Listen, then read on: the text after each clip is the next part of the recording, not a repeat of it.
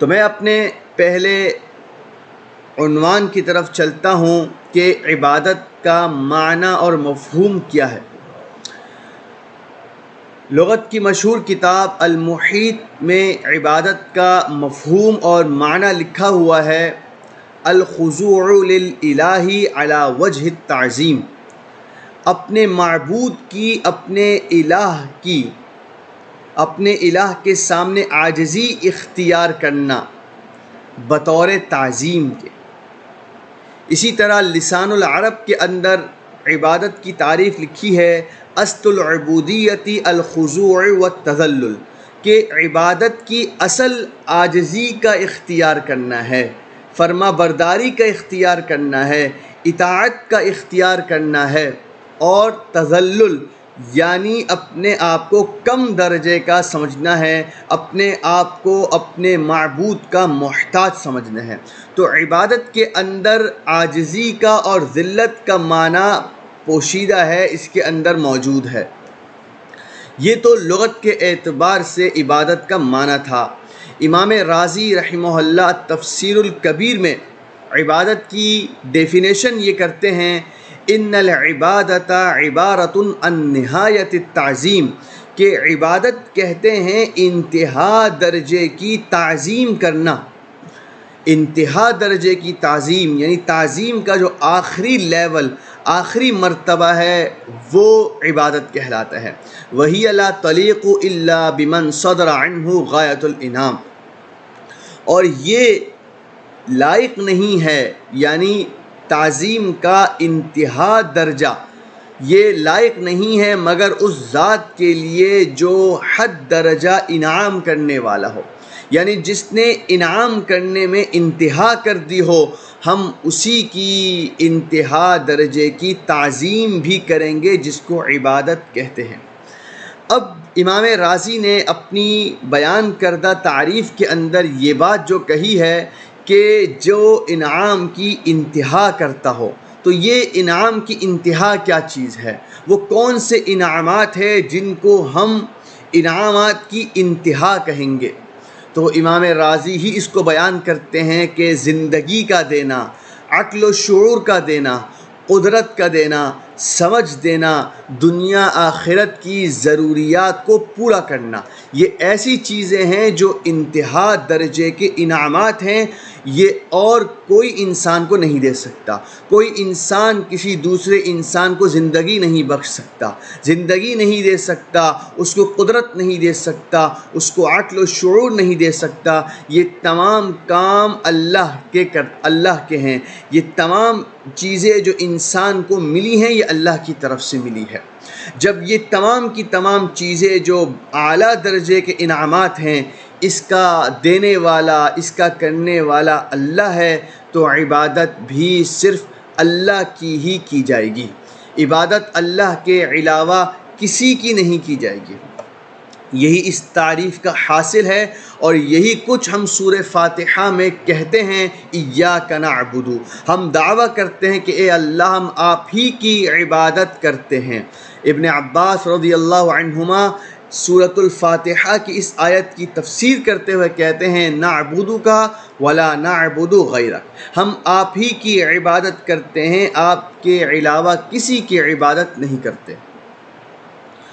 اور یہ ہمارا دعویٰ تھا، اور اسی کا فیصلہ اللہ کا قرآن بھی کر چکا ہے: وَقَضَىٰ رَبُّكَ أَلَّا تَعْبُدُوا إِلَّا إِيَّاهُ، اللہ فیصلہ کر چکا ہے کہ تم اللہ کے علاوہ کسی کی عبادت نہیں کرو گے۔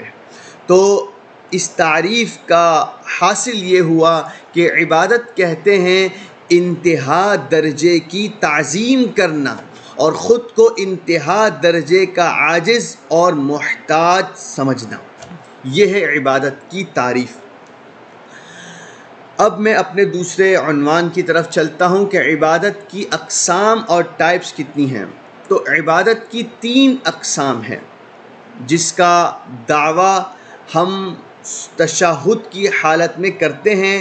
ان تینوں اقسام کو ذکر بھی کرتے ہیں، اور یہ دعویٰ بھی کرتے ہیں کہ یہ صرف اللہ کے لیے ہے۔ ہم کہتے ہیں التحیات للہ والصلوات والطیبات، کہ میری تمام کی تمام قولی عبادات، یعنی جو عبادات زبان سے ادا ہوتی ہیں وہ اللہ کے لیے ہے، والصلوات، اور جو عبادات انسان کے اعضاء سے ادا ہوتی ہے، انسان کے ہاتھ پاؤں، انسان کا جسم جس کو ادا کرتا ہے وہ بھی اللہ کے لیے، والطیبات، اور جتنی مالی عبادات ہیں، میں جو مال خرچ کرتا ہوں وہ بھی اللہ کے لیے ہے۔ تو گویا ہم تشہد کی حالت میں یہ دعویٰ کرتے ہیں کہ میری جتنی عبادات ہوں گی وہ اللہ کے لیے ہوں گی، چاہے وہ زبان سے ادا ہونے والی ہو، چاہے وہ جسم سے ادا ہونے والی ہو، چاہے وہ عبادت مال کے ذریعے ادا ہونے والی ہو، وہ محض اللہ کے لیے ہوگی۔ اسی کو سورۃ الانعام میں بھی ہم کہتے ہیں، قل ان صلاتی و نسکی و محیای و مماتی للہ رب العالمین۔ اللہ تعالیٰ کہتے ہیں آپ کہیے کہ میری نماز و نسکی، نسک کا ترجمہ مفسرین ایک یہ بھی کرتے ہیں کہ اس سے مراد قربانی ہے، ایک ترجمہ نسک کا یہ بھی کیا گیا ہے کہ میری تمام کی تمام عبادات اللہ کے لیے ہیں۔ تو اگر ہم نسک کا ترجمہ عبادات سے کریں تو آیت کا معنی یہ ہوگا کہ میری نماز اور میری تمام کی تمام عبادات، میرا جینا اور میرا مرنا سب کچھ اللہ کے لیے ہے۔ تو یہ کتنا بڑا دعویٰ ہے کہ میں جو کچھ عبادات کرتا ہوں وہ محض اللہ کے لیے کرتا ہوں۔ تو یہ تو ہمارا دعویٰ ہوا اور یہ عبادات کی اقسام ہو گئی۔ اب اتنی بات تو ہمیں معلوم ہو گئی کہ عبادات کسی کے لیے نہیں کی جا سکتی سوائے اللہ کے، لیکن عبادات ہیں کیا؟ وہ کون سے کام ہیں جن کو عبادات کہا جائے گا؟ اس کو بھی سمجھ لینا چاہیے۔ تو اگر ہم قرآن و احادیث پر غور کرتے ہیں تو بعض کام تو ایسے ہیں کہ جن پر واضح طور پر اللہ نے عبادت کا اطلاق کر دیا، ان کو قرآن نے ہی بتا دیا کہ یہ عبادت ہے اور احادیث نے ہی بتا دیا کہ یہ عبادت ہے۔ جب واضح طور پر ان پر عبادات کا اطلاق کر دیا گیا تو اب کوئی ادنا درجے کا شبہ باقی نہیں رہتا کہ اس کو کسی اور کے لیے کیا جائے گا، کیونکہ یہ بات بالکل مسلم ہے کہ عبادات اللہ کے علاوہ کسی کی نہیں کی جائے گی۔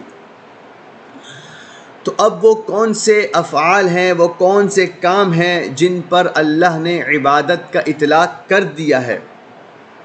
تو اللہ تعالیٰ سورۃ الحج میں فرماتے ہیں، یا ایھا الذین آمنوا ارکعوا واسجدوا واعبدوا ربکم، اے ایمان والو رکوع کرو اور سجدہ کرو اور اپنے رب کی عبادت کرو۔ معلوم ہوا کہ رکوع اور سجدے کے ذریعے اپنے رب کی عبادت کی جاتی ہے۔ تو رکوع بھی عبادت ہوا، سجدہ بھی عبادت ہوا۔ جب یہ عبادت ہے تو یہ کسی اور کے لیے نہیں کیا جا سکتا۔ اسی کو اللہ تعالیٰ حامیم سجدہ کے اندر فرماتے ہیں، لا تسجدوا للشمس ولا للقمر واسجدوا للہ الذی خلقہن ان کنتم ایاہ تعبدون۔ نہ تو سورج کے آگے سجدہ ریز ہو جاؤ، نہ چاند کے آگے اپنے سر کو جھکا لو، بلکہ اس ذات کے آگے سجدہ کرو جس نے ان کو پیدا کیا ہے، اگر تم اللہ ہی کی عبادت کرنا چاہتے ہو۔ تو اس آیت کے اندر اگر آپ غور کریں تو اللہ تعالیٰ بتاتے ہیں کہ نہ سورج کے آگے سجدہ کرنا ہے نہ چاند کے آگے۔ مطلب صرف یہی دو نہیں ہے، مطلب یہ ہے کہ جتنی مخلوقات ہیں اللہ کی پیدا کردہ، چاہے وہ سورج ہو، چاہے وہ چاند ہو، چاہے وہ ستارے ہوں، چاہے وہ درخت اور پہاڑ ہوں، ان کے آگے سجدہ نہیں کرنا ہے، بلکہ سجدے کا اصول کیا ہے، وَاسْجُدُوا لِلَّهِ الَّذِي خَلَقَهُنَّ، اس اللہ کے لیے سجدہ کرنا ہے جو ان تمام چیزوں کا پیدا کرنے والا ہے۔ یعنی مخلوق کے آگے سجدہ نہیں کرنا ہے بلکہ سجدہ خالق کے آگے کرنا ہے۔ اگر تم اللہ ہی کی عبادت کرنا چاہتے ہو تو تمہیں یہی روش اختیار کرنی ہوگی کہ خالق کے آگے سجدہ کرنا ہوگا، مخلوق کے آگے اپنے سر کو نہیں جھکانا ہے۔ اب ہمیں اس آیت سے یہ بات سمجھنی ہے کہ جتنی مخلوقات ہیں وہ اللہ تعالیٰ نے انسان کی خدمت کے لیے پیدا کی ہے۔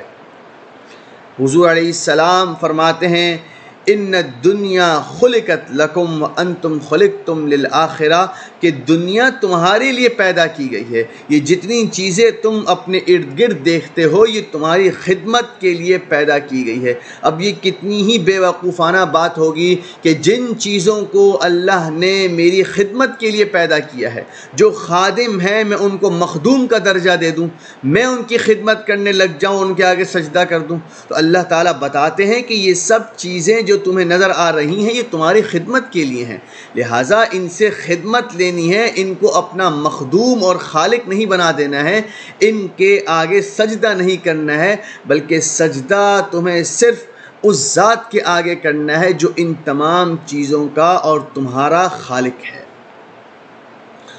تو یہ دو چیزیں تو ایسی ہو گئی جن پر عبادت کا اطلاق اللہ نے کر دیا کہ رکوع اور سجدہ یہ عبادت ہے۔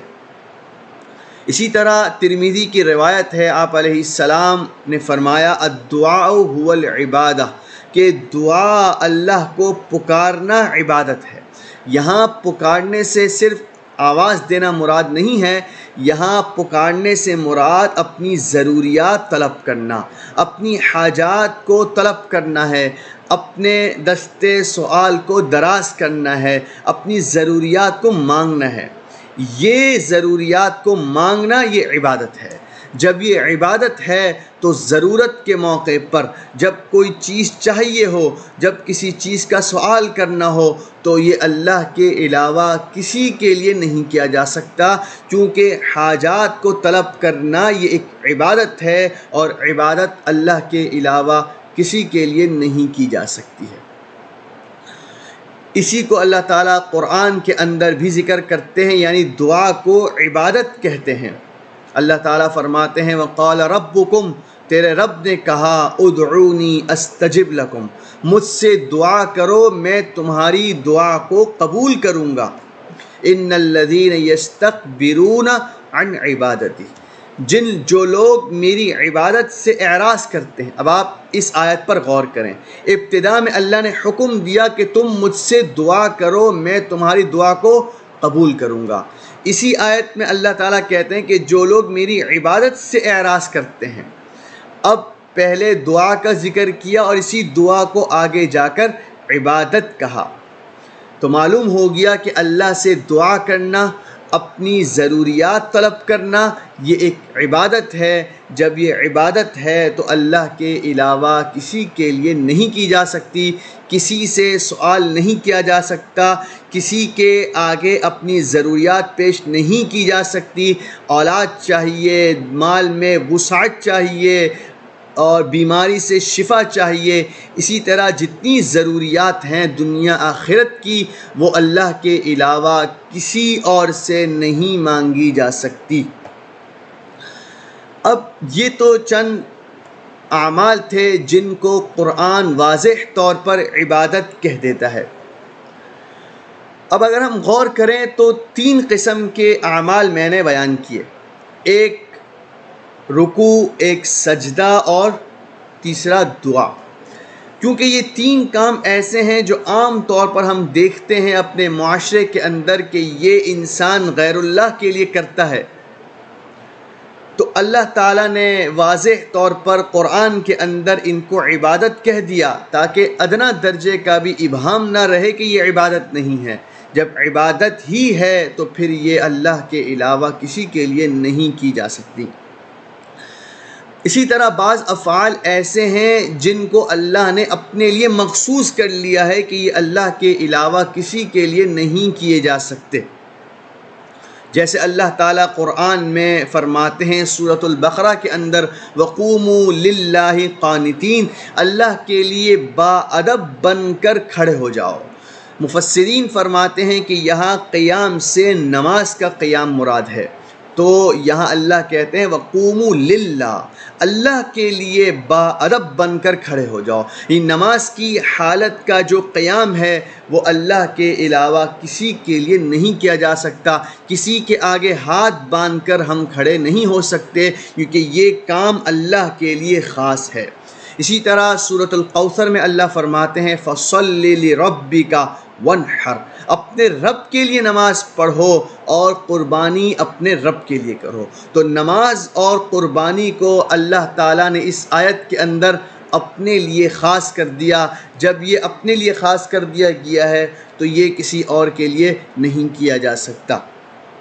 اسی طرح اور بھی افعال ہیں جن کو اللہ تعالیٰ اپنے لیے خاص کرتے ہیں، جیسے اللہ سورہ آل عمران میں فرماتے ہیں وَلِلَّهِ عَلَى النَّاسِ حِجُّ الْبَيْتِ مَنِ اسْتَطَاعَ إِلَيْهِ سَبِيلًا، کہ لوگوں پر حج فرض کر دیا گیا ہے، کس کے لیے؟ للہ، اللہ کے لیے۔ جو حج کرنا ہے، حج کے افعال کرنے ہیں، طواف کرنا ہے، سعی کرنی ہے، یہ صرف اور صرف اللہ کے لیے کیا جائے گا، کسی اور کے گھر کا چکر نہیں لگایا جائے گا، کسی اور کے مقبرے کے گرد طواف نہیں کیا جائے گا۔